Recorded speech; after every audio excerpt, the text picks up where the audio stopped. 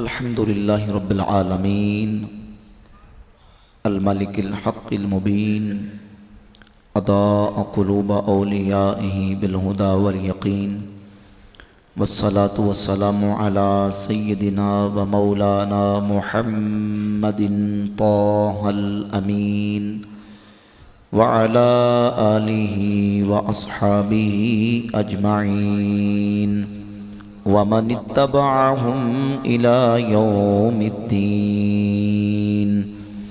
أما بعد فأعوذ بالله من الشيطان الرجيم. بسم الله الرحمن الرحيم.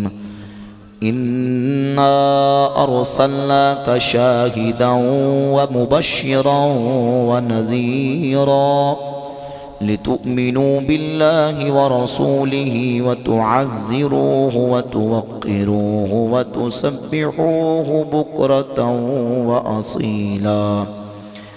صدق الله مولانا العظيم وصدق رسوله النبي الكريم الأمين الرؤوف الرحيم. إن الله وملائكته يصلون على النبي يا أيها الذين آمنوا صلوا عليه وسلموا تسلیما. بآواز بلند مل کے محبت سے درود پاک پڑھیے. الصلاۃ والسلام علیک یا سیدی یا رسول اللہ وعلى آلك وأصحابك يا حبيب الله. الصلاة والسلام عليك يا سيدي يا نبي الله وعلى آلك وأصحابك يا رحمة للعالمين. مولاي صل وسلم دائما أبدا على حبيبك خير الخلق كلهم.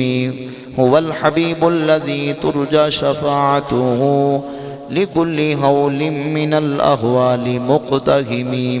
يا ربي بالمصطفى بلغ مقاصدنا واغفر لنا ما مضى يا وسيع الكرم. اللہ رب العالمین جل وعلا مجدہ الکریم احکم الحاکمین کی حمد و ثنا حضور پر نور شافع یوم النشور امام الانبیاء حبیب کبریاء احمد مجتبی جناب سیدنا محمد مصطفیٰ صلی اللہ تعالی علیہ وعلا آلہ واصحابہ وبارک وسلم کی بارگاہ اقدس میں درود و سلام کا نذرانہ پیش کرنے کے بعد معزز و محتشم سامعین و حاضرین برادران اسلام، آج کی یہ محفل پاک نبی پاک صاحب الاولاق سیاح افلاق امام الانبیاء محمد مصطفیٰ صلی اللہ تعالی علیہ وآلہ وسلم کے میلاد پاک کے سلسلہ میں انعقاد پذیر ہے، جس میں ہم سب حاضری اور شرکت کی سعادت حاصل کر رہے ہیں. استاذ العلماء حضرت علامہ مولانا مفتی فدا حسین رضوی صاحب کی زیر صدارت اور برادرم عالم نبیل مجاہد اہل سنت حضرت مولانا حافظ عمران الحسن صاحب حافظہ اللہ، آپ کے زیر انتظام آج کی اس محفل پاک کے اندر ہم شرکت کی سعادت حاصل کر رہے ہیں.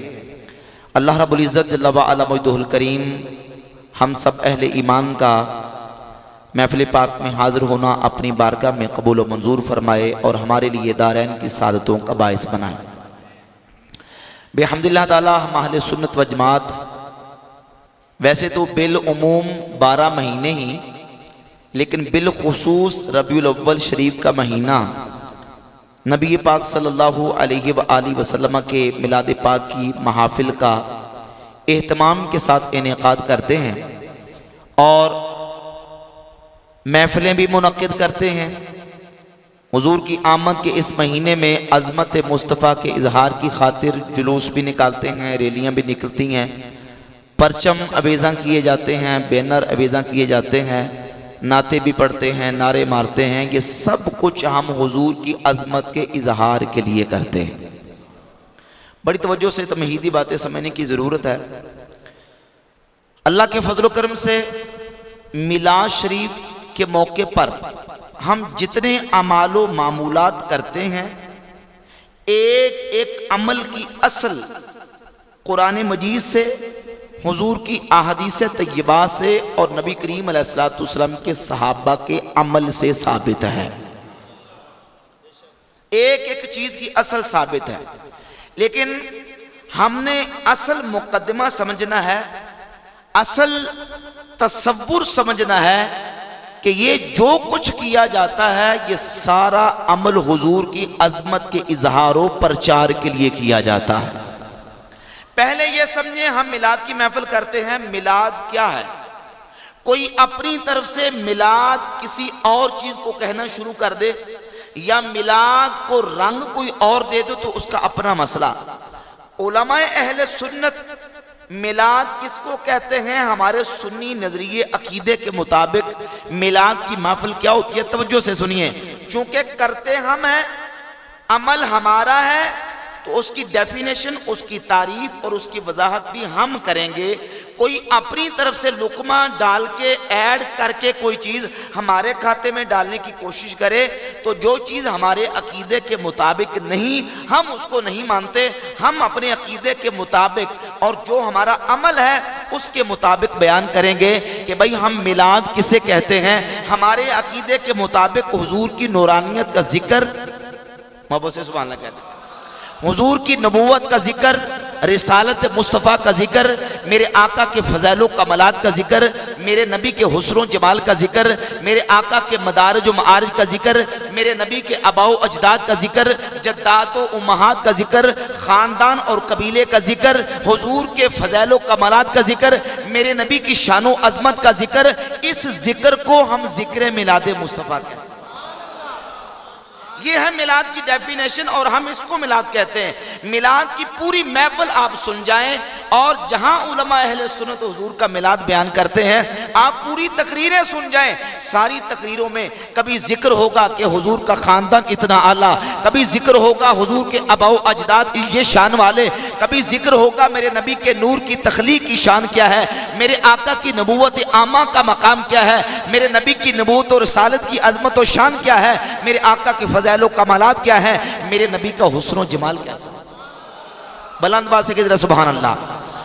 اور جس محفل کے اندر یہ ذکر چھڑ جائے، وہ محفل مسجد میں ہو یا بازار میں، گھر میں ہو یا دکان میں، وہ شرق میں ہو یا غرب میں، شمال میں ہو یا جنوب میں، زمین پہ ہو یا آسمان میں، ذکر کرنے والی مخلوق خدا ہو یا خود کائنات کا خالق ہو، محفل ربیع الاول میں ہو یا باقی 12 مہینوں میں کسی اور موقع، کسی اور زمانے، کسی اور مہینے میں ہو، ہم اس محفل کو محفل میلاد مصطفیٰ کہتے ہیں. اب اس محفل کی غرض کیا ہے؟ اس محفل کا مقصد کیا ہے؟ یہ کیوں کی جاتی ہے؟ لوگ کہتے ہیں آپ سیرت النبی کا جلسہ کیوں نہیں کرتے؟ سیرت النبی کا جلسہ کریں. توجہ کیجئے بھئی، آپ سیرت النبی کا اور کرتے بھی ہیں. جو میلاد کے مخالفین ہیں وہ سیرت النبی کے جلسے کرتے ہیں میلاد کے مہینے میں. وہ کہتے ہیں ہم سیرت کے جلسے کرتے ہیں. آپ میلاد بند کر دیں، میلاد جائز نہیں. یہ قرآن و حدیث میں میلاد النبی کے جلسے کا ٹائٹل نہیں ملتا. ہم کہتے چلے 2 منٹ کے لیے قرآن و حدیث میں میلاد النبی کے جلسے کا ٹائٹل نہیں ملتا، یہ سیرت النبی کانفرنس کا ٹائٹل ملتا ہے. بھئی توجہ ہے بھئی، کہیں قرآن میں سیرت النبی کانفرنس کا ٹائٹل لکھا ہوا ہے؟ کہیں حدیث میں سیرت النبی کانفرنس کا ٹائٹل ہے؟ جب قرآن و حدیث میں یہ بھی ٹائٹل نہیں تو پھر تم سیرت النبی کا جلسہ کس بنیاد پہ کرتے ہو؟ ہم کہتے چلے سیرت کی بات بھی کر لیں، سیرت النبی کی بات بھی کر لیتے ہیں. توجہ کیجئے، سیرت النبی کی کتاب تو کوئی اٹھا کر دیکھو، کوئی دنیا جہان میں سیرت النبی کی کتاب اٹھا کر لے آئے. حضور کی 63 سالہ مبارک زندگی اور سیرت کو جب سیرت نگار لکھنے لگتے ہیں تو اس کا پہلا چیپٹر، اس کا پہلا باب ہوتا ہے بیان، باب و بیان میلاد نبی صلی اللہ علیہ وآلہ وسلم.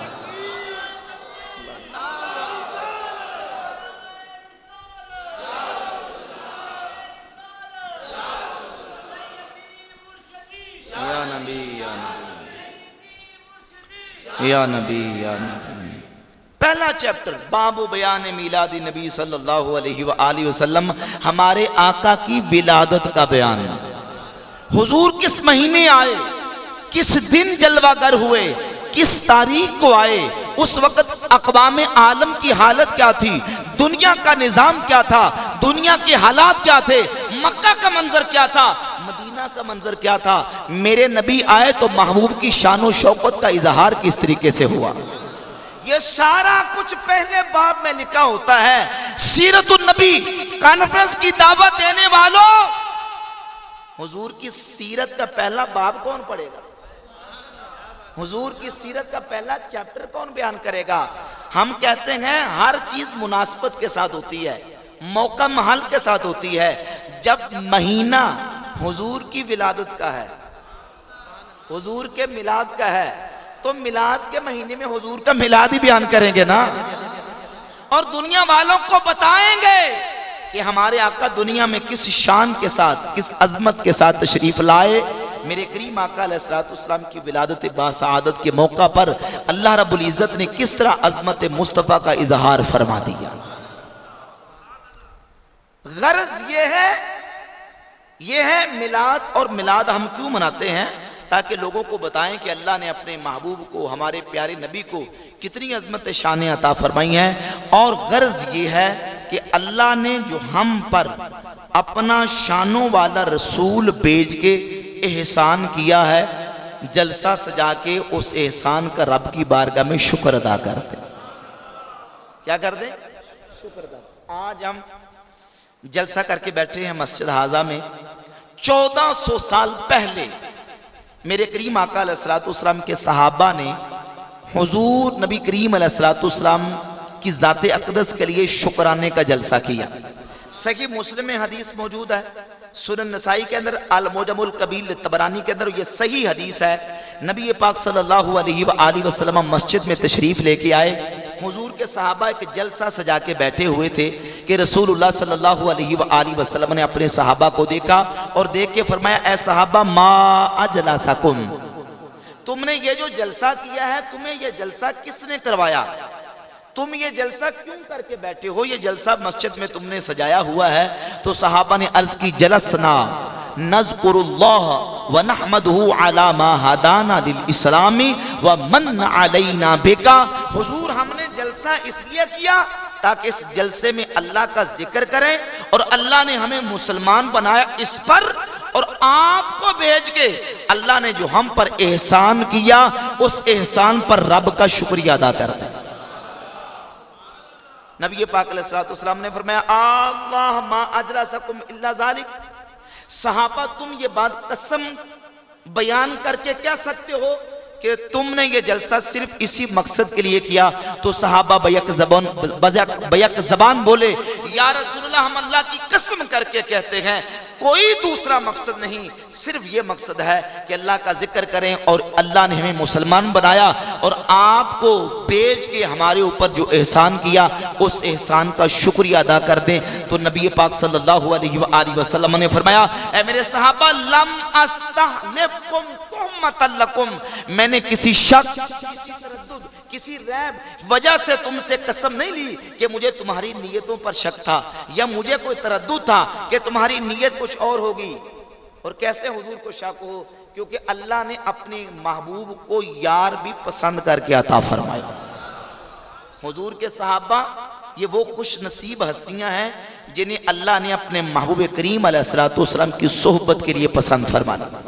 مسند احمد ابن حنبل میں حدیث ہے، توجہ کیجئے، سیدنا عبداللہ ابن مسعود رضی اللہ تعالیٰ عنہ فرماتے ہیں، اللہ رب العزت نے ساری مخلوق کے دلوں کی طرف نظر فرمائی، رب نے مخلوق کے دلوں میں سے اپنے نبی کے دل کو اپنے لیے پسند فرما دیا، اور اللہ نے پھر مخلوق کے دلوں کی طرف نظر فرمائی تو رب نے نبی کے صحابہ کے دلوں کو اپنے نبی کے لیے پسند فرما دیا۔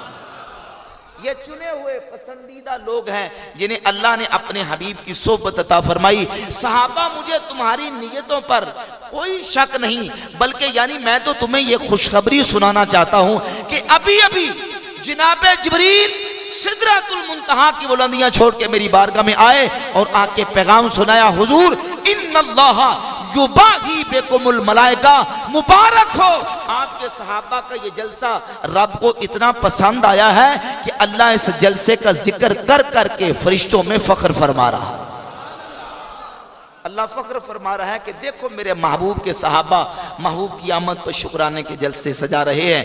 گویا کہ صحابہ کہہ رہے تھے فضل رب الاولیٰ اور کیا چاہیے، فضل رب الاولیٰ اور کیا چاہیے، مل گئے مصطفیٰ اور کیا، مل گئے مصطفیٰ اور کیا، اور نعمتیں دو جہاں کی دے کر ہمیں پوچھتے ہیں بتاؤ اور کیا چاہیے.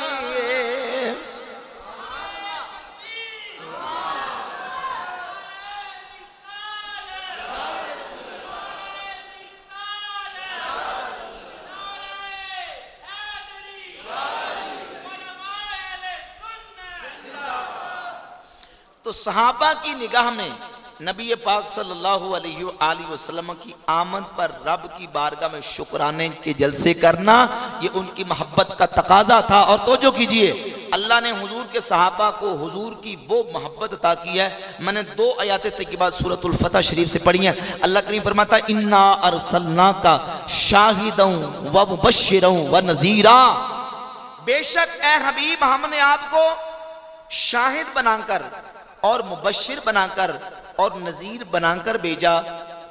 کیوں؟ لِتُؤْمِنُوا بِاللَّهِ وَرَسُولِهِ، تاکہ لوگوں تم اللہ پر اور اس کے رسول پر ایمان لاؤ.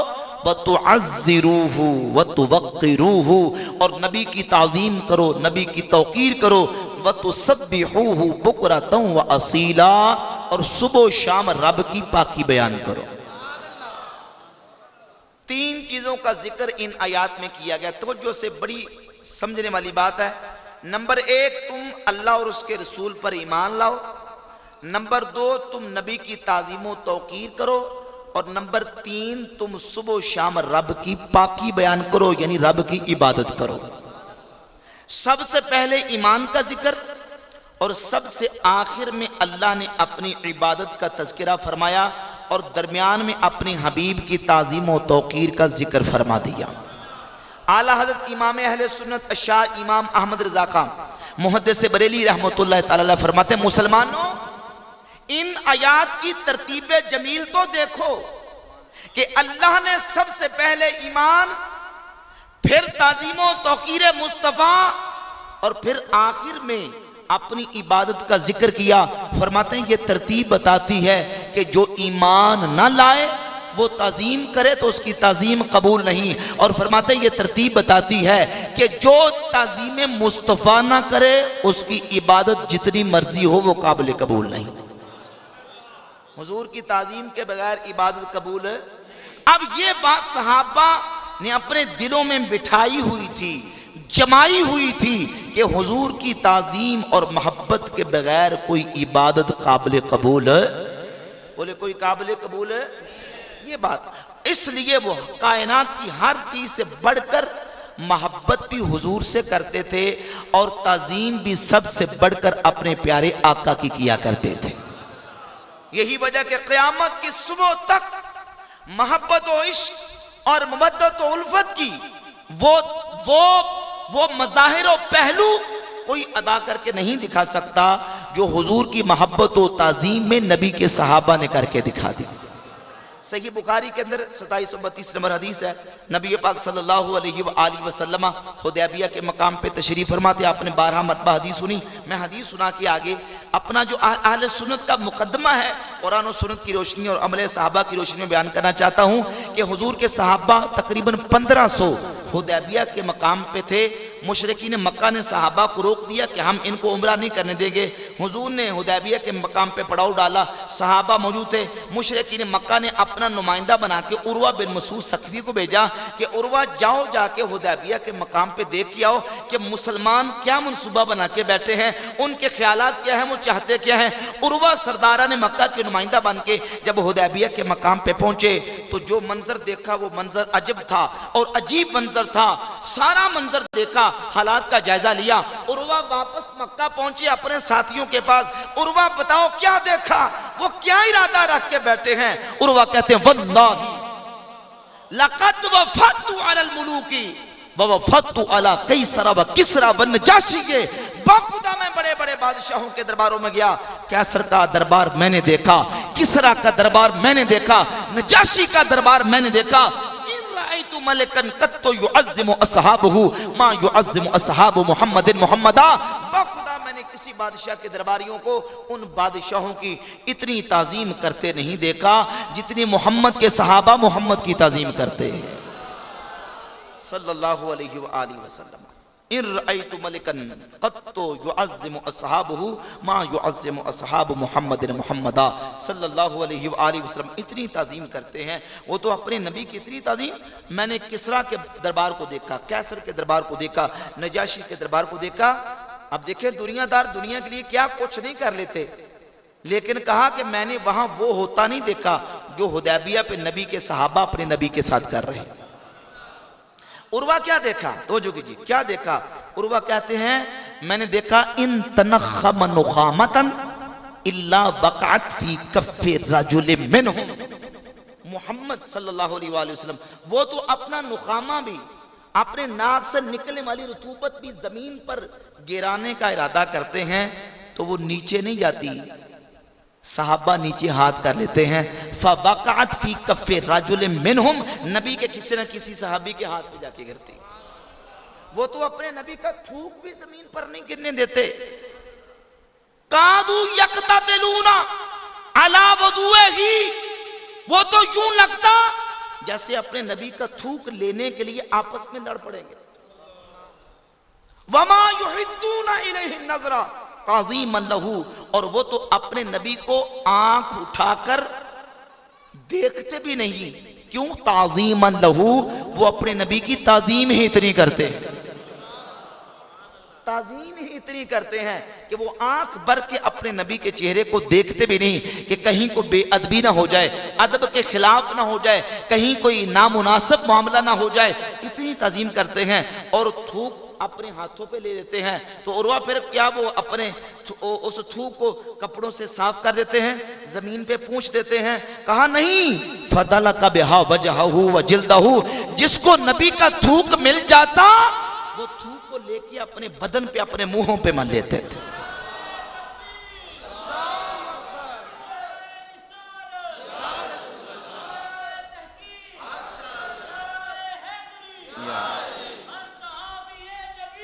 جنتی جنتی، اللہ اکبر۔ اب دیکھ لیں آج بھی اگر کوئی والدین اولاد کو حکم بھی دینا کہ یہ کام کرو تو انسان 20 دفعہ سوچے گا، کراہت کرتا ہے، ناپسندیدگی کا اظہار کرتا ہے۔ آپ صحابہ کے عشق رسول کا لیول چیک کریں اور ذرا تصور کریں کہ حضور نے حکم نہیں دیا، حضور نے حکم، حدیث صحیح تو دور کی بات ہے، پورے ذخیرہ حدیث میں کوئی ایک ضعیف حدیث بھی موجود نہیں کہ جس میں نبی پاک علیہ السلام نے صحابہ کو یہ کہا ہو کہ تم نے میرا لعاب دہن زمین پر نہیں گرنے دینا، یا حضور نے حکم دیا ہو، یا نبی پاک علیہ السلام سے صحابہ نے پوچھا کہ حضور یہ کر لے، نہ پوچھا نہ حضور نے حکم دیا۔ سوال یہ پیدا ہوتا ہے کہ پھر صحابہ کیوں کرتے تھے؟ اس مسئلے کو سمجھنے کی ضرورت ہے، اس کو سمجھنے کی ضرورت ہے۔ توجہ کیجئے بھائی، بات یہ ہے ہمارے نوجوان بھی اور ہمارے بعض سنی عوام بھی جب دائیں بائیں سے باتیں سنتے ہیں سوشل میڈیا سے اور مختلف پلیٹ فارم سے، تو ایک ہی ہمارے مخالفین اور اہل سنت کے معترضین کا اعتراض ہوتا ہے کہ آپ یہ قرآن سے نکال کے دکھائیں، اے کٹ کے دکھاؤ، اے حدیث جو کٹ کے دکھاؤ، اے قرآن جو کٹ کے دکھاؤ، قرآن کی نص ہونی چاہیے اور صحیح حدیث ہونی چاہیے، یہ نام لے کے اس کا ذکر ہو ہم کہتے ہیں بھائی دین کا مسئلہ ثابت کرنے کے لیے ہر جگہ پہ یہ طریقہ نہیں ہوتا. یہ ذرا گہری بات ہے, سمجھنے کی کوشش کرنی ہے. دین کا مسئلہ ثابت کرنے کے لیے ہر جگہ پہ یہ طریقہ نہیں کہ وہاں نام لے کے مینشن کر کے متعین کر کے کسی چیز کو نام لے کے اس کا نام لے کے حکم دیا گیا, ایسے نہیں ہوتا. بلکہ دین کے مسائل, بعض مسائل وہ ہیں جن کے لیے دلیل خاص ہوتی ہے, بولیے دلیل خاص ہوتی ہے, اور بعض چیزیں دین کی دلیل عام سے ثابت ہوتی ہیں, دلیل عام سے. مثال کے طور پہ آسان عرض کرتا ہوں, آج ہم محفل کر رہے ہیں, محفل کے بعد دعا ہوگی. اب یہ جو ہم دعا کریں گے, کوئی بندہ اٹھ کے کھڑا ہو جائے اور کہے کہ یہ جو آپ دعا کر رہے ہیں اس دعا کا قرآن اور حدیث سے ثبوت دکھائیں. آج کی ڈیٹ میں مغرب کی نماز کے بعد یہاں اٹامک انرجی سوسائٹی, کیا نام ہے اس کا, اس سوسائٹی میں مسجد حاضہ میں محفل ہوئی مغرب کے بعد, اور محفل کے بعد یہ جو آپ دعا کر رہے ہیں آج کی ڈیٹ میں, آج کی تاریخ میں اس مسجد کے اندر یہ جو آپ دعا کر رہے ہیں یہ دعا آپ اس کا ثبوت پیش کریں. تو ہم کہیں گے قرآن سے ثابت ہے, قرآن سے ثابت ہے. لیکن جس طرح آپ مانگ رہے ہیں اس طرح ثابت ہونا ضروری نہیں. دلیل خاص ہر جگہ پہ ہونا ضروری, دلیل عام سے ثابت ہے. اللہ نے قرآن میں فرما دیا اجیب دعوت الداعی اذا دعان, اللہ فرماتا ہے میں دعا کرنے والے کی دعا کو قبول کرتا ہوں جب بھی مجھ سے دعا کرے, جب بھی. اذا لعموم الوقت, عربی گرامر میں علم معانی کے اعتبار سے اذا عموم وقت کے لیے آتا ہے, وقت کی کوئی قید نہیں. جب بھی دعا کرے, فجر کے بعد کرے, ظہر کے بعد کرے, عصر کے بعد کرے, مغرب کے بعد کرے, عشاء کے بعد کرے, اوابین کے بعد کرے, چاشت کے بعد کرے, جمعے کے بعد کرے, عیدین کے بعد کرے, تراویح کے بعد کرے, جنازے کے بعد کرے, تیجے پہ, ساتیں پہ, دسویں پہ, چالیسویں پہ, ششماہی پہ, برسی پہ, صبح کرے, شام کرے, دن کرے, رات کرے. اجیب دعوت الداعی اذا دعان, اللہ فرماتا بندے دعا کرنا تیرا کام ہے, تیری دعا کو قبول کرنا رب العالمین کا کام ہے. جب بھی دعا کرے دعا قبول ہے. لہذا قرآن کی اس آیت سے ثابت ہو گیا, آیت سے بولی, آیت سے ثابت ہو گیا. معلوم ہوا کہ دلیل عام سے ہر دعا جب ہم کریں گے اسی دلیل عام سے ثابت ہوگی. ہاں اگر کوئی کہتا ہے یہ جو آپ دعا کریں یہ منع ہے, نجائز ہے, حرام ہے, گناہ ہے, تو ہم کہیں گے قرآن کے عموم سے ثابت ہے, تم دلیل لے کے ہو جس سے منع ثابت ہوتا ہے, تم کو حوالہ پیش کرو جس سے ثابت ہو کہ یہ ناجائز ہے, حرام ہے, گناہ ہے. جب تمہارے پاس کوئی دلیل نہیں تو قرآن کا عام حکم اپنے عموم پہ باقی رہے گا, اور اسی آیت سے ہم جب بھی دعا کریں گے اسی آیت سے ثابت کریں گے کہ جب بھی بندہ دعا کرتا ہے اللہ نے دعا کا حکم ارشاد فرما دیا. اب نبی کی تعظیم کرو, نبی کی توقیر کرو. تعظیم کا کوئی ایک طریقہ نہیں, کوئی دو طریقے نہیں, کوئی 4 5 7 نہیں, 200 400 بھی ہو سکتا ہے. یا اللہ کس طرح کرے نبی کی تعظیم, سبحان اللہ کہتے ہیں ذرا محبت سے, یا اللہ کس طرح کرے نبی کی تعظیم, کون سا طریقہ اختیار کریں. تو جو بھی کرو نبی کی تعظیم ہونی چاہیے, نبی کی تعظیم کرو, نبی کی توقیر کرو, کرتے چلے جاؤ نبی کی تعظیم. نبی کے تعظیم کے لیے محفلیں کرو, جلسے کرو, جلوس کرو, ریلیاں نکالو, نبی کی عظمت کے اظہار کے لیے پرچم اویزہ کرو, بینر لہراؤ, اویزہ کرو, چراغاں کرو اور نعرے مارو, نعتیں پڑھو, آمد مصطفیٰ مرحبا. یہ سب کس لیے؟ تعظیم مصطفیٰ, عظمت مصطفیٰ کے اظہار کے لیے ہے. نبی کی عظمت کا اظہار کرنا ہے, نبی کی تعظیم کا اظہار کرنا ہے. ہاں کوئی کہتا ہے یہ جائز نہیں, تو ہم کہتے ہیں دلیل تم پیش کر. یہ جو ہم نے محفل سجائی جائز نہیں, دلیل پیش کرو, کیونکہ ہم تو قرآن کے عام حکم کے مطابق عمل کر رہے ہیں. یہ ساری یہ جلسہ یہ عظمت مصطفیٰ کا جلسہ ہے. سارے بولو ذرا محبت سے سبحان اللہ. اب کہتے نہیں حکم دیا ہے.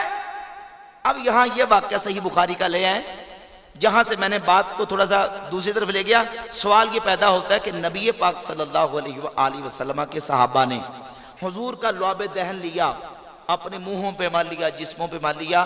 حضور نے انہیں حکم دیا ہے, انہوں نے حضور سے پوچھا ہے. تو جب حکم ہی نہیں دیا صحابہ کیوں کر رہے تھے؟ بھئی اس لیے کر رہے تھے وَتُعَزِّرُوهُ وَتُوَقِّرُوهُ, بلند آواز سے کہہ دیں سبحان اللہ. کیونکہ صحابہ نے پڑھا تھا نبی کی تعظیم کرو، نبی کی توقیر کرو. صحابہ جو بھی تعظیم مصطفیٰ کا طریقہ ملتا تھا، توقیر مصطفیٰ کا طریقہ ملتا تھا، وہ سارا کچھ کرتے تھے. ہاں جب تک حضور کسی کام سے روک نہیں دیتے تھے. بھئی یہ بھی ایک تعظیم کا طریقہ. ایک اور بہت سارے طریقے. ایک تعظیم کا طریقہ یہ ہے کہ بندہ کسی کی تعظیم کے لیے اس کے لیے قیام کرتا ہے. ہم نماز میں قیام کرتے ہیں، یہ عبادت بھی ہے اور تعظیم کا طریقہ بھی ہے. مسئلہ پورا سمجھنا ہے، ادھورا نہیں چھوڑنا. سجدہ ہم نماز میں کرتے ہیں، یہ سجدہ نماز میں جو کیا جاتا ہے یہ عبادت ہے. یہ کیا ہے؟ عبادت ہے. لیکن یہ تعظیم کا طریقہ بھی ہے. آدم علیہ السلام کو فرشتوں نے سجدہ کیا. وَخَرُّوا لَهُ سُجَّدًا. اٹھائیں سورہ یوسف. یوسف علیہ السلام کو ان کے بھائیوں نے سجدہ کیا. عبادت کے لیے نہیں، تعظیم کے لیے. سجدے کی دو قسمیں ہیں، سجدہ تعبدی، سجدہ تعظیمی. سجدہ تعبدی یعنی کسی کو سجدہ کرنا، اس کو اپنا معبود سمجھ کر، الہ سمجھ کر، اس کو مستقل واجب الوجود سمجھ کر اس کو سجدہ کرنا، یہ عبادت ہے. اور اللہ کے علاوہ کسی دوسرے کو اگر کرے گا تو کافر اور مشرک ہو جائے گا، اس کا ایمان کے ساتھ کوئی تعلق. یہ سجدہ تعبدی کی بات ہے. لیکن سجدہ تعظیمی جس میں کسی کو سجدہ کرے اس کی رسپیکٹ کے لیے، اس کی تعظیم کے لیے، توقیر کے لیے، محبت میں، الفت میں، مودت میں، اس کو خدا سمجھ کر نہیں، خدا کا بندہ سمجھ کر، مخلوق سمجھ کر، اللہ کا محبوب سمجھ کر، اس کو غیر مستقل سمجھ کر اس کے سامنے سجدہ کرے، تو یہ سجدہ صرف تعظیم ہے، عبادت. عبادت. اب آدم علیہ السلام کو جو سجدہ ہوا وہ عبادت کے لیے نہیں، تعظیم کے لیے. یوسف علیہ السلام کو جو سجدہ ہوا وہ عبادت کے لیے نہیں، کس کے لیے؟ تعظیم کے لیے. اور یاد رکھیں یہ پہلی امتوں میں تعظیم کے لیے سجدہ کرنا یہ جائز تھا، اور ہمارے نبی کی شریعت میں حضور کے منع کرنے سے پہلے جائز تھا. منع کرنے سے پہلے. اب سمجھیے یہاں سے میں جو نکالنا چاہتا ہوں ایک مسئلہ، وہ دیکھیے. سنن ابن ماجہ کی 1853 1853 نمبر حدیث ہے. سیدنا معاذ ابن جبل رضی اللہ تعالیٰ عنہ صحابی رسول ملک شام سے واپس آئے تو کتنے دنوں سے نبی پاک صلی اللہ علیہ وآلہ وسلم کی بارگاہ سے دور رہے. جب مدینہ طیبہ میں واپس آئے، حضور کا رخ زیبا دیکھا، حضور کا جلوہ بدوحا دیکھا، دل بے قرار ہو گیا اور آتے ہی حضور کو سجدہ کر دیا. کیا کر دیا؟ سجدہ کر دیا. اچھا یہ صحابی کو وہ نہیں کہ جو گاؤں دیہات سے آئے ہیں، کوئی بدو صحابی ہیں وہ گاؤں دیہات دور دیہات کے علاقے سے نہیں، یہ قرآن کے بہت بڑے ایکسپرٹ، قرآن کے ماہر، قرآن کے عالم، فقیہ، مجتہد صحابی حضرت سیدنا معاذ ابن جبل رضی اللہ تعالیٰ عنہ کی ذات اقدس ملک شام سے واپس آئے، آ کے حضور کو سجدہ کر دیا. میرے کریم آقا صلی اللہ علیہ وآلہ وسلم نے فرمایا کہ معاذ نہیں، اگر میں حکم دیتا کہ اللہ کے علاوہ کسی دوسرے کو سجدہ کیا جائے تو میں عورت کو حکم دیتا کہ وہ اپنے شوہر کو سجدہ کرے. یعنی ہماری شریعت میں اللہ کے علاوہ کسی دوسرے کو سجدہ کرنا جائز. اب منع ہو گیا. اب کیا ہو گیا؟ منع. اس سے پہلے منع نہیں تھا. صحابی کو حضور نے کہا تھا مجھے سجدہ کرو؟ بولیے نہیں. انہوں نے پوچھا کہ حضور میں سجدہ کر لوں؟ نہیں. تو پھر کیا کیا؟ وَتُعَزِّرُوهُ وَتُوَقِّرُوهُ. سبحان اللہ کہتے کوئی مسئلہ نہیں. بلند آواز سے کہتے ہیں سبحان اللہ. وَتُعَزِّرُوهُ وَتُوَقِّرُوهُ. نبی کی تعظیم کرو، نبی کی توقیر. انہیں پتا تھا کہ قرآن میں موجود ہے یوسف علیہ السلام کو سجدہ ہوا، قرآن میں موجود ہے آدم علیہ السلام کو تعظیم کے لیے سجدہ ہوا، یوسف علیہ السلام کو تعظیم کے لیے سجدہ ہوا. جب اللہ نے نبی کی تعظیم کا حکم دیا، توقیر مصطفیٰ کا حکم دیا، تو ہم حضور کی تعظیم کریں گے، نبی کی توقیر کریں گے. جب تک رسول اللہ روک نہیں دیں گے ہم حضور کی تعظیم و توقیر کے لیے ہر عمل کر کے دکھائیں. یہ ہے قرآن کے عموم سے صحابہ کا استدلال اور صحابہ کی فہم اور سمجھ. وہ حضور کی تعظیم کے لیے ہر کام کر گزرتے تھے. یہی منہج اہل سنت ہے. ہم کہتے ہیں جو قرآن و سنت کے عمومات و اطلاقات سے مسائل ثابت ہیں، نظریات ثابت ہیں، جب تک قرآن و سنت کی نص ان کی مخالفت میں وارد نہ ہو جائے، کوئی مائی کا لال انہیں ناجائز قرار نہیں دے سکتا. اٹھائیں صحیح بخاری 4986 نمبر حدیث. سیدنا ابو بکر صدیق رضی اللہ تعالیٰ عنہ کا دور خلافت ہے. تو سیدنا عمر فاروق رضی اللہ تعالیٰ عنہ نے ابو بکر صدیق سے کہا رضی اللہ تعالیٰ عنہ، امیر المومنین، قرآن کے قاری اور حفاظ شہید ہوتے جا رہے ہیں، تو آپ یہ کریں کہ حفاظ جو باقی بچ گئے ہیں ان کو جمع کریں اور جمع کر کے ان کی ڈیوٹی لگا دیں کہ قرآن پاک جہاں کہیں جس چیز کو یاد ہے وہ سارے اکٹھا کر کے تو ایک کتابی شکل میں محفوظ کر لیں. تو حضرت ابو بکر صدیق رضی اللہ تعالیٰ عنہ نے فرمایا، کیف تفعل شیئا لم یفعلہ رسول اللہ صلی اللہ علیہ وآلہ وسلم. اے عمر، تم وہ کام کیسے کرو گے جو کام رسول اللہ صلی اللہ علیہ وآلہ وسلم نے نہیں کیا؟ تو حضرت عمر کون تھے؟ الحق ینطق علی لسان عمر، جن کی زبان پر حق بولتا تھا. عمر رأیہ للوحی والکتاب، جن کی رائے قرآن کتاب اللہ کے موافق ہوا کرتی تھی. عمر کہنے لگے رضی اللہ تعالیٰ عنہ، امیر المومنین، ھذا واللہ خیر، یعنی میں جانتا ہوں کہ حضور نے کیا نہیں، کرنے کا حکم دیا نہیں، ھذا واللہ خیر، پر کام اچھا ہے. کام کیا ہے؟ کام چنگا ہے. کام کیے، ھذا واللہ خیر. ابو بکر صدیق فرماتے ہیں، لم یزل عمر یراجعنی حتی شرح اللہ صدری. عمر مجھے کہتے رہے حتیٰ کہ اللہ نے میرا سینہ کھول دیا. میں نے عمر سے اتفاق کر لیے کام چنگا ہے. کر لینا چاہیے کیونکہ کام کیا ہے. پھر دونوں حضرت ابو بکر و عمر، حضرت زید بن ثابت قرآن کے بہت بڑے عالم حافظ صحابی تھے، ان کے پاس گئے کہ اس طرح کر لیں. انہوں نے بھی کہا، کیف تفعلون شیئا لم یفعلہ رسول اللہ صلی اللہ علیہ وآلہ وسلم.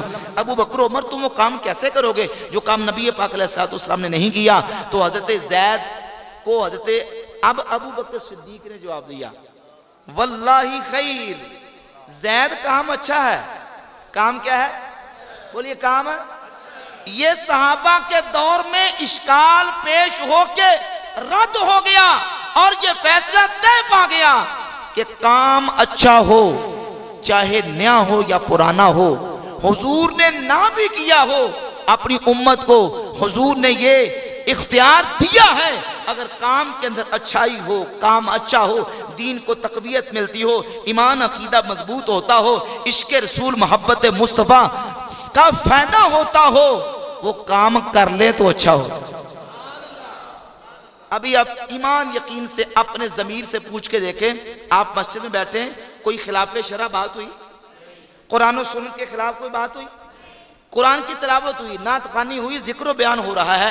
یہی حضور کا میلاد ہے کہ ہم بتاتے ہیں کہ ان عظمت و شانوں والے، ان تعلیمات والے، اس سیرت والے، اس صورت والے محبوب کی جلوہ گری اس مبارک مہینے میں ہو. تو یہ اصل مقدمہ ہے اہل سنت و جماعت کا. لوگ ایک ایک بات پوچھتے ہیں، جھنڈے لگانا کہاں لکھا ہے، یہ ریلیاں نکالنا، جلوس نکالنا کہاں لکھا ہے، یہ جناب یہ نعرے مارتے کہاں لکھا ہے، یہ آپ نعتیں پڑھتے ہیں کہاں لکھا ہے. میں نے پہلے تمہیداً عرض کر دیا کہ یہ سارا کچھ لکھا ہوا ہے. یہ سارا کچھ سب اللہ کے فضل و کرم سے ثابت ہے. ہم ایک ایک مسئلہ پر اللہ کی رحمت سے دلیل رکھتے ہیں اور جو بھی ہم کرتے ہیں اس کی اصل نبی کے صحابہ سے ثابت ہے. میرے آقا مدینہ میں صحیح مسلم اٹھائیں، بخاری شریف اٹھائیں، مدینہ شریف حضور آئے تو مہینہ ربیع الاول کا تھا، دن پیر شریف کا تھا. سارے بول کے کو ذرا سبحان اللہ. اور امام ابن الجوزی نے الوفا اپنی سیرت کی کتاب میں لکھا کہ مہینہ بھی ربیع الاول کا، دن بھی پیر کا، تاریخ بھی 12ویں کی تھی. حضور آئے، اہل مدینہ نے حضور کا جو 12 ربیع الاول کو استقبال کیا. کس تاریخ کو؟ 12 ربیع الاول کو حضور کے صحابہ نے حضور کا استقبال کیا. اور اہل مدینہ کے گلیاں بازاروں میں نکل گئے، نعرے مار رہے ہیں، قادم رسول اللہ، قادم نبی اللہ جاء رسول اللہ جاء نبی اللہ جاء رسول اللہ جاء نبی اللہ. اور اس کا ترجمہ پتہ کیا ہے؟ آمد مصطفیٰ، آمد مصطفیٰ، سرکار کی آمد، مکی کی آمد، مدنی کی آمد، طٰہٰ کی آمد، یاسین کی آمد، رسول اللہ کی آمد، نبی اللہ کی آمد. قادم رسول اللہ قادم نبی اللہ جاء محمد الرسول اللہ صلی اللہ علیہ وآلہ وسلم.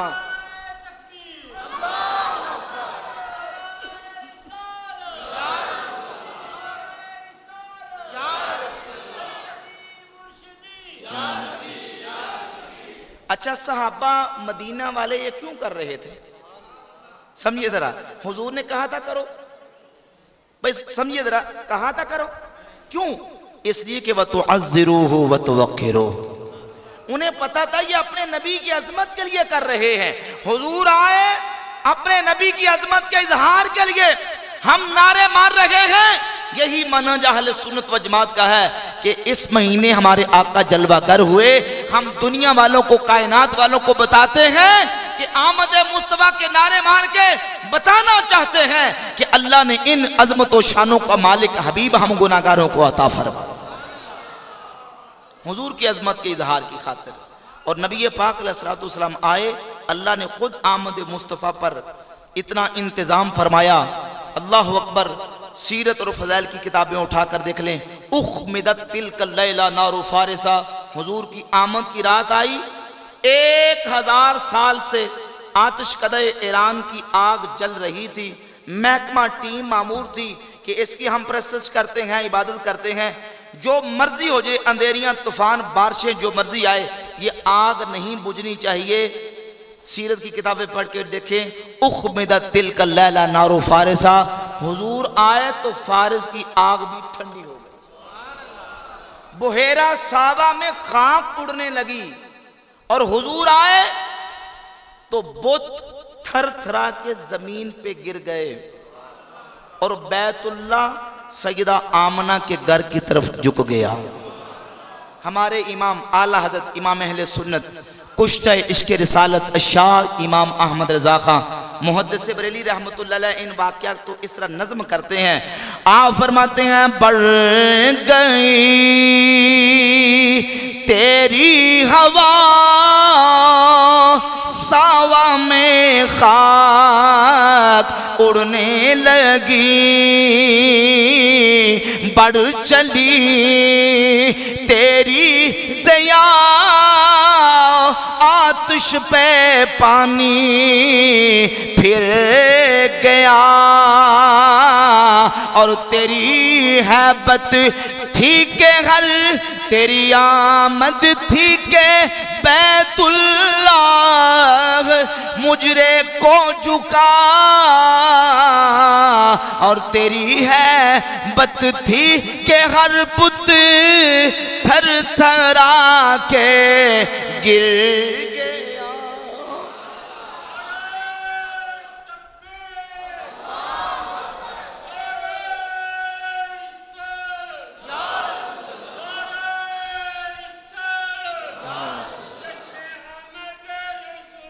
مرحبا مرحبا مرحبا مرحبا. اور حضور مدینہ میں آئے تو نبی پاک علیہ السلام کی آمد پر نعرے بھی لگے. صحیح مسلم حدیث ہے صعد الرجال والنساء فوق البیوت وتفرق الغلمان والخدم فی الطرق ینادون یا محمد یا رسول اللہ یا محمد یا رسول اللہ صلی اللہ علیہ وآلہ وسلم کے نعرے اہل مدینہ نے مارے. اور سنیت الوداعی کی گاٹی پر کھڑی ہو کے بنو نجار کی چھوٹی چھوٹی بچیاں آمد مصطفیٰ پر نعتوں کے نذرانے پیش کر رہی. 12 ربیع الاول والے دن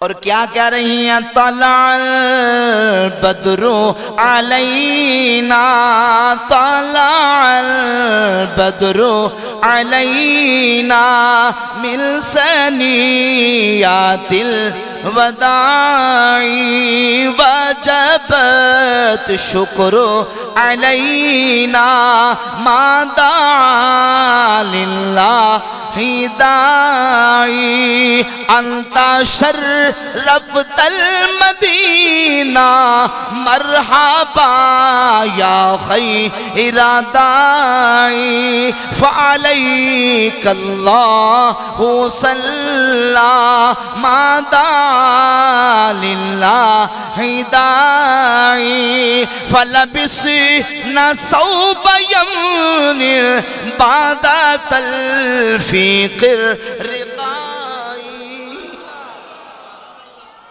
اور کسی شاعر نے اردو میں ترجمہ کیا ہے کہ بچیاں کہہ رہی تھیں کہ ہم ہیں بچیاں بنو نجار کے عالی گرانے کی، خوشی ہے آمنہ کے لال کے تشریف لانے. ہاں جی سینے ٹھاڑا پہ یہ نہیں سبحان اللہ کہہ دے محبت نا سارے. یہ ہے میلاد حضور کا. اللہ کے فضل و کرم سے، قرآن پاک سے، احادیث پاک سے، حضور کے صحابہ کے عمل سے محبتوں کا پیغام، مودتوں کا پیغام. اور یہ بتانا چاہتے ہیں کہ حضور آئے تو حضور کیسے آئے، دنیا میں تشریف لائے اس عظمت و شان کے ساتھ کہ کسی نبی مرسل پیغمبر کو بھی وہ شان و عظمت ولادت کے وقت نہیں ملی جو اللہ نے اپنے حبیب کو عطا فرما دی. امام ربانی مجدد الافسانی شیخ احمد سرندی رحمت اللہ تعالی علیہ فرماتے ہیں بائیں دنس کہ خلق محمدی در رنگ سارے افراد انسانی لیس، بلکہ خلق ہیچ فرد از افراد عالم مناسب نہ دارد کہ او صلی اللہ علیہ وآلہ وسلم باوجود نشائے انصری از نور حق جل وعلا بخلوق گشتہ کما قال علیہ السلام خلقت من نور اللہ و دیگرہ رائیں دولت میسر نہ شدس. فرماتے ہیں یہ نہ سمجھنا تیرا اور میرا دنیا میں آنا اور حبیب خدا کا دنیا میں آنا ایک جیسا ہے. فرماتے ہیں میں اور تو کسی شمار و کتار میں نہیں. فرماتے ہیں کوئی نبی رسول پیغمبر مرسل وہ یہ شان نہیں رکھتا جو اللہ نے اپنے حبیب کو وقت ولادت اور حضور نبی پاک علیہ السلام کو شانیں عطا کی ہیں. وہ یہ ہے کہ اللہ نے اپنے حبیب کو نور کے فیض سے پیدا فرمایا. و دیگرہ رائیں دولت میسر نہ شدہ، اور یہ دولت اللہ نے کسی اور کو عطا نہیں فرمائی، صرف اپنے حبیب کو عطا فرمائی.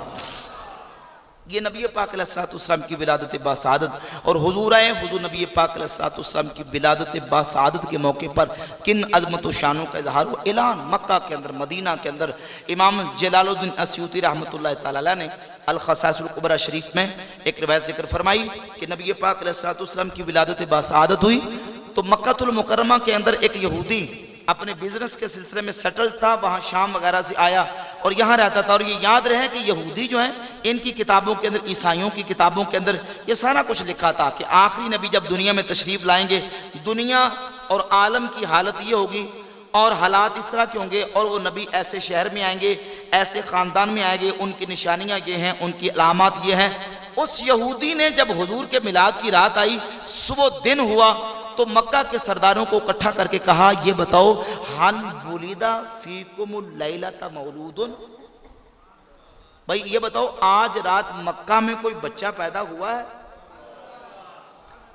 تو پتہ کیا معلوم ہوا کہ آج رات اللہ نے سیدہ آمنہ بنت وہب سیدنا عبداللہ ابن عبد المطلب کو بیٹا عطا فرمایا.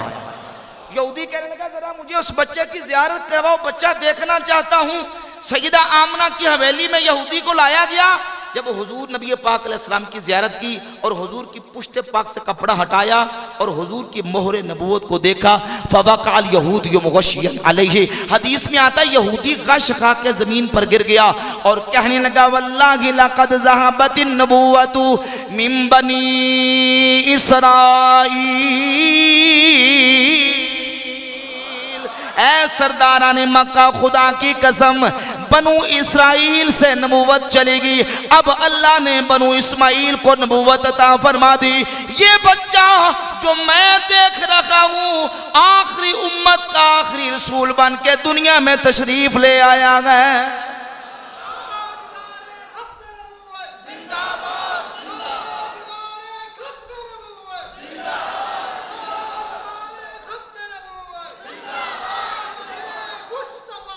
مرحبا۔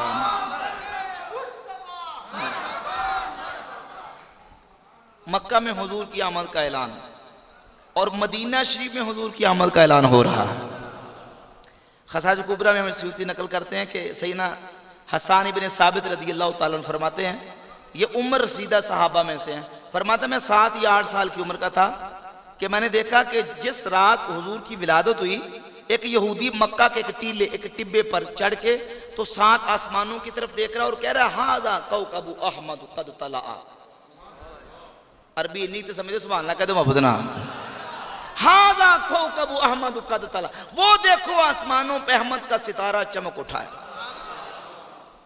ھذا کوکب احمد قد طلع لا یطلع الا بالنبوہ، اور یہ جو ستارہ آسمانوں پہ آج کی رات چمکا، یہ عام موقعوں پہ نہیں چمکتا، یہ اس وقت آسمانوں پہ چمکتا ہے جب دنیا میں خدا کا نبی آتا ہے۔ لم یبقى من الانبیاء الا احمد، اب نبی صرف احمد ہی باقی ہیں، وہ دیکھو احمد کا ستارہ آج رات چمک اٹھا ہے۔ مکہ کے اندر بھی، مدینہ کے اندر بھی حضور نبی پاک علیہ السلام کی آمد کے چرچے، اور نبی پاک صلی اللہ علیہ وآلہ وسلم کی ذات اقدس کو اللہ نے ولادت کے وقت اتنی شانیں، اتنی عظمتیں۔ بس آخری بات کہوں گا، امام ابن الجوزی فرماتے ہیں کہ حضور کی ولادت باسعادت پر اعلان ہوا، آتول محمد صلی اللہ علیہ وآلہ وسلم، محمد کو دے دیو۔ کیا دے دو؟ فرمایا صفوت آدم، مولد شیس، شجاعت نوح، حلم ابراہیم، لسان اسماعیل، ردا اسحاق، فصاحت صالح، رفعت ادریس، حکمت لقمان، بشرا یعقوب، جمال یوسف، صبر ایوب، قوت موسیٰ، تسبیح یونس، جہاد یوشع، نغمت داؤد، ہیبت سلیمان، وقار الیاس، عصمت یحییٰ، قبول زکریا، زہد عیسیٰ، علم الخضر، واغمسوہ فی اخلاق النبیین والمرسلین انہ سید الاولین والآخرین۔ سب نبیوں کو جو شانیں اللہ نے دی ہیں آج محبوب کو دے دو، کیونکہ یہ آنے والا کل کائنات کا سردار بن کے تشریف لے آیا۔ اعلیٰ حضرت امام اہل سنت رحمۃ اللہ علیہ بول اٹھے، امام فرماتے ہیں سب سے اولا او اعلیٰ ہمارا نبی۔ کوئی زبان خاموش نہ رہے، مل کے سب محبت سے اپنا حصہ ڈال لیں۔ سب سے اولا او اعلیٰ، پڑھیے سب سے اولا او اعلیٰ ہمارا نبی، سب سے بالا او اعلیٰ، خلق سے اولیاء، اولیاء سے رسول، اور رسولوں سے اعلیٰ ہمارا نبی، اور رسولوں سے اعلیٰ ہمارا نبی، سب سے اولا و اعلیٰ۔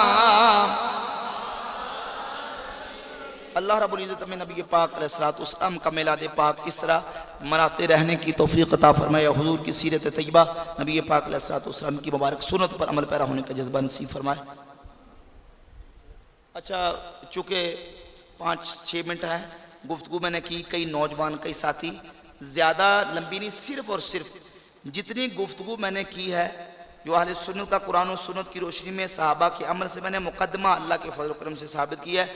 اگر کسی دوست کے ذہن میں کوئی اشکال، کوئی سوال، کوئی بات ہے تو وہ کر سکتا ہے، صرف میری گفتگو سے متعلقہ، کیونکہ مسئلے تو 20 ہوتے ہیں، سارے مسئلے تو یہاں نہیں ہو سکتے، 2-4 منٹ کے اندر اتنا میں ٹائم دے دیتا ہوں۔ کوئی نوجوان ساتھی کوئی میری گفتگو سے متعلقہ کوئی دوست کوئی سوال، کوئی کسی کو اعتراض ہو تو کر سکتا ہے، ٹھیک ہے جی؟ ماشاءاللہ سارے پورے ہیں، چلیں جزاک اللہ خیر، السلام علیکم ورحمۃ اللہ۔ اچھا، میں نے چونکہ آگے پہنچ رہا ہے۔